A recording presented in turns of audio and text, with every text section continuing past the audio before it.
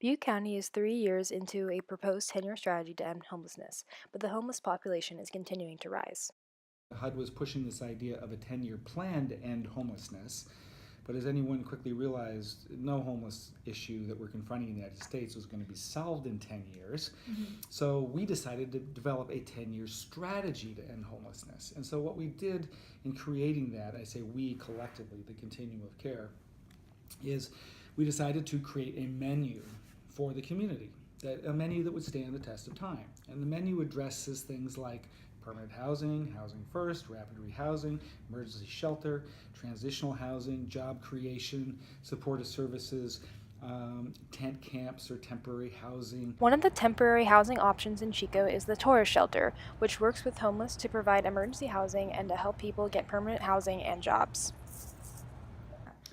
Well, we have service coordinators that work with each individual or family and identify what their needs are. And from there, they develop a case plan, whether it's employment, whether it's Social Security, whether it's health care, and map out a road for them to step by step in order for them to get housing. One strategy is to get the community more involved in volunteering, and the tourist shelter recently started a mentoring program to take full advantage of community support.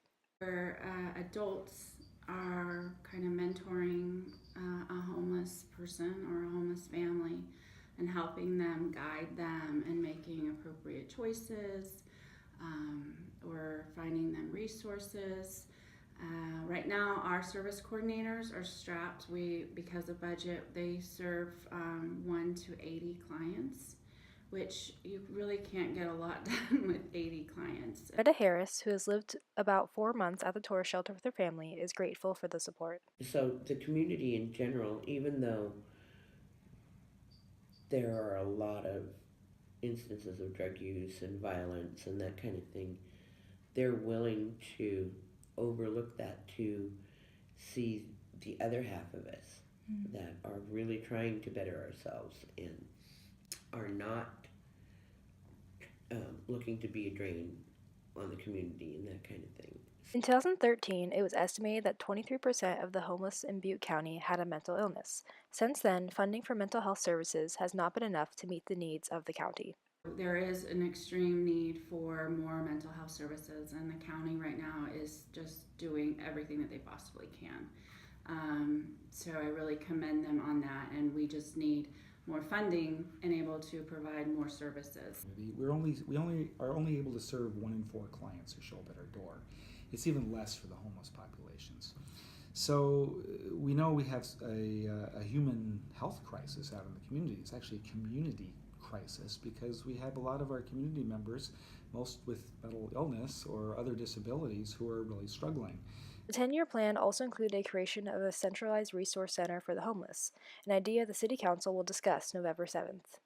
If we had, again, the argument about having central collection points like the tourist shelter, tent camps, tiny houses, is that we can bring these populations to a place where we can actually identify them and serve them.